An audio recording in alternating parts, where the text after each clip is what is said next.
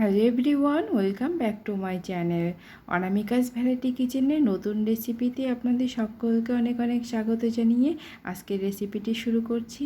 আশা করি আমার সকল বন্ধুরা ভালো আছেন এবং সুস্থ আছেন। আজকের রেসিপি আমাদের আলু দিয়ে চিকেনের পাতলা ঝোল। রেসিপিটি শুরু করার আগে বন্ধুদের কাছে অনুরোধ রইল ভিডিওটি স্কিপ না করে পুরো ভিডিওটি দেখার জন্য। আশা করি আজকের রেসিপিটি আপনাদের অনেক ভালো লাগবে। চিকেনের ঝোল, যেহেতু এখানে চিকেন তো আমাদের অবশ্যই লাগবে। এখানে আমার যতটা পরিমাণ চিকেন প্রয়োজন আমি পরিষ্কার করে ধুয়ে চিকেনটা নিয়ে নিয়েছি। এবার এই চিকেনটাকে আমি কিছুক্ষণের জন্য সমস্ত রকম মশলা মাখিয়ে এক সাইডে রেখে দেব। এখানে আমি দিয়ে দিলাম চিকেনের মধ্যে আদা ও রসুন বাটা, তারপরে দিয়ে দিলাম কাঁচা লঙ্কা বাটা। আপনারা এই এখানে কাঁচা লঙ্কার পরিবর্তে শুকনো লঙ্কা দিয়েও রান্নাটা করতে পারেন। এরপর আমি দিয়ে দিলাম এখানে বেশ খানিকটা পেঁয়াজ কুচি। এই পেঁয়াজ কুচিটা আমরা দুবারে ব্যবহার করব। আমি এইরকম একবার ম্যারিনেট করে রেখে দিচ্ছি পেঁয়াজ কুচি দিয়ে, আরেকবার আমি অন্যরকমভাবে দেব, আপনারা দেখতে থাকুন। এবার আমি তারপরে দিয়ে দিলাম এখানে জিরের গুঁড়ো, এরপর দিয়ে দিব ধনের গুঁড়ো। এই সমস্ত মশলা আমাদের সবার ঘরে সব সময়ই থাকে, তাই আপনাদের এইটা রেসিপিটা ট্রাই করতে কোনো রকম অসুবিধা হবে না। দিয়ে দিলাম আমি হলুদ গুঁড়ো, তারপরে এখানে আমি স্বাদ অনুযায়ী লবণটা দিয়ে দিলাম। লবণটা অবশ্যই নিজেদের টেস্ট অনুযায়ী দেবেন। এরপর আমি এখানে বেশ খানিকটা সর্ষের তেল দিয়ে সমস্ত চিকেনটাকে সব কিছু দিয়ে খুব সুন্দর করে হাত দিয়ে মেখে নিতে হবে। এই কাজটা অবশ্যই হাত দিয়ে করবেন। 20 মিনিটের জন্য আমি চিকেনটাকে এক সাইডে রেখে দিলাম।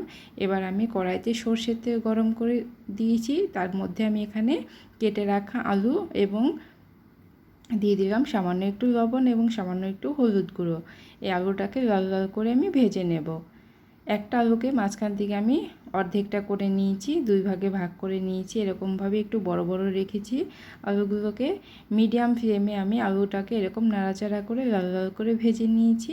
দেখুন ভাজা হয়ে গেছে। এবার আমি তুলে নিয়ে কড়াইতে ওই তেলের মধ্যে এখানে দিয়ে দিলাম একটা তেজপাতা আর দিয়ে দেব গোটা জিরে। ফোড়নটা দিয়ে কয়েক সেকেন্ড অপেক্ষা করে এখানে আমি পেঁয়াজ কুচি দিয়ে দিচ্ছি। আমি প্রথমেই বলেছিলাম পেঁয়াজটা আমরা দুইভাবে ব্যবহার করব। একবার ম্যারিনেটে কাঁচা পেঁয়াজ আমি মেখে রেখে দিয়েছি, আর একবার এভাবে ভেজে ইউজ করব। তো পেঁয়াজটাকে আমি মিডিয়াম ফ্লেমে হালকা করে একটু ভেজে নেব। হালকা করে একটু পেঁয়াজটা ভেজে নেওয়ার পর আমি এখানে দিয়ে দিলাম টমেটো কুচি। টমেটো কুচিটা দিয়ে পেঁয়াজের সাথে খুব ভালো করে নাড়াচাড়া করে দিতে হবে। এরপর আমি এখানে খুবই সামান্য একটুখানি লবণ দিয়ে দিচ্ছি। খুব বেশি লবণ দেওয়া যাবে না, কেননা আমরা চিকেন ম্যারিনেট করার সময় লবণ দিয়েছিলাম।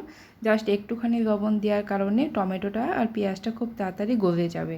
তাই সামান্য পরিমাণ লবণ দিয়ে 3-4 মিনিট আমি এটাকে নাড়াচাড়া করে নিয়েছি। দেখুন একটু নরম হয়ে গেছে টমেটো এবং পেঁয়াজটা। এবার আমি এদিকে চিকেনটা দিয়ে দিলাম।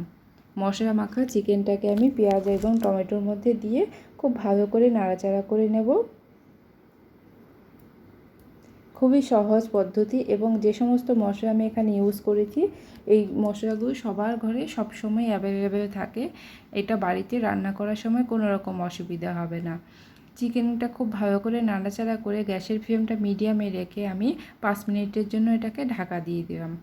দেখুন 5 মিনিট পর ফিরে এলাম। দেখতেই পাচ্ছেন চিকেন থেকে এখানে জল বেরিয়েছে। এবার চিকেনটাকে খুব ভালো করে আমি একটু নাড়াচাড়া করে দেব।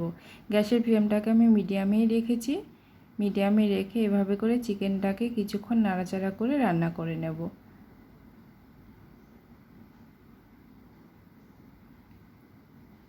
একবার হয়ে এভাবে করে দেখবেন, এটা টেস্ট কিন্তু বেশ ভালো হয়। আর এই গরমে চিকেনের বেশি মশলা দিয়ে গাঢ় ঝোল কিন্তু ভালো লাগছে না খেতে। চিকেনের এরকম পাতলা ঝোলের রেসিপিটা একবার হলেও বাড়িতে করে দেখবেন, ভীষণই ভালো লাগে খেতে। দেখুন আবার 3-4 মিনিটের জন্য ঢাকা দিয়ে দিয়েছিলাম। এভাবে ঢাকা দিয়ে আমি চিকেনটাকে আগে সেদ্ধ করে নিচ্ছি। কোনো রকম জল কিন্তু আমি এখনও দেইনি। চিকেনের থেকে যে জলটা বেরিয়েছে সেই জলেই কিন্তু চিকেনটা সেদ্ধ হয়ে যাবে। এখানে আলাদা করে কোনো রকম জল দেওয়ার প্রয়োজন পড়েনি। দেখুন 5-6 মিনিট আমি এভাবে নাড়াচাড়া করে নিয়েছি। এরপর আমি এখানে দিয়ে দিলাম কাশ্মীরি লঙ্কার গুঁড়ো। কাশ্মীরি লঙ্কার গুঁড়ো যদি হাতের কাছে না থাকে এটা না দিলেও হবে। এটা জাস্ট আমি কালারটা ভালো হওয়ার জন্য দিলাম। আপনারা পছন্দ না করলে নাও দিতে পারেন। কাশ্মীরি লঙ্কার গুঁড়োটা দিলাম, কোনো রকম এটাতে ঝাল হবে না, এটা জাস্ট কালারটা দেখতে ভালো হবে। কাশ্মীরি লঙ্কার গুঁড়োটা দিয়ে চিকেনটা খুব ভালো করে নাড়াচাড়া করে আমি আরও কিছুক্ষণ কষিয়ে নিচ্ছি।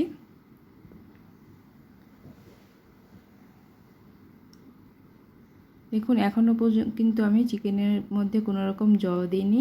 এই অবস্থাতে আমি আবার 4 মিনিটের জন্য ঢাকা দিয়ে দিলাম। মিডিয়াম আঁচে রেখে আমি রান্নাটাকে করছি এখনও। 4 মিনিটের জন্য ঢাকা দিয়ে দিয়েছিলাম। চিকেন থেকে দেখতেই পাচ্ছেন অনেকটা জল বেরিয়ে গেছে। এবার আমি এখানে দিয়ে দেব ভেজে রাখা আলু।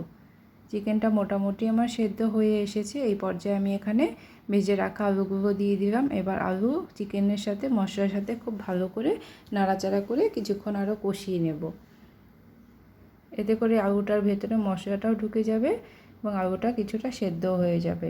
চিকেনের যেহেতু পাতলা ঝোল, জলের পরিমাণটা একটু বেশিই দিতে হবে, তাই আমি এখানে আমার যতটা ঝোল রাখবো সেই পরিমাণটা বুঝে আমি এখানে জলটা অ্যাড করে দিলাম।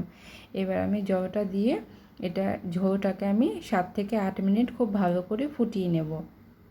গ্যাসের ফ্লেমটাকে আমি এবার হাই করে দেব। হাই ফ্লেমে আমি 7 থেকে 8 মিনিট এটাকে ফুটিয়ে নিয়েছি। দেখুন এই ঝোলটা এতটাই আমার ঝোলটা প্রয়োজন, এর থেকে আর বেশি আমি শুকাবো না। এই গরমে এরকম পাতলা ঝোলই খেতে ভালো লাগছে। আর দেখে নেব একবার আলুটা সেদ্ধ হলো কি না। হ্যাঁ, আলুটা কিন্তু খুব সুন্দর সেদ্ধ হয়ে গেছে।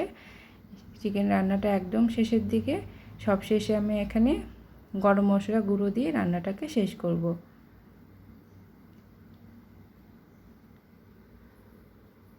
গরম মশলা গুঁড়ো দিয়ে দিলাম।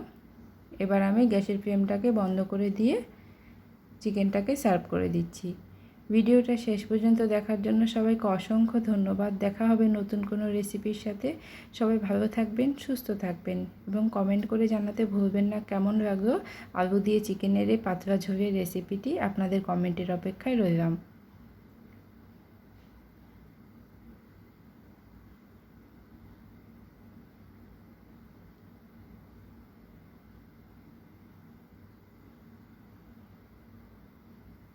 ভালো থাকবেন, সুস্থ থাকবেন এবং অনামিকাস ভ্যারাইটি কিচেনের পাশে থাকবেন। Thanks for watching. বাই।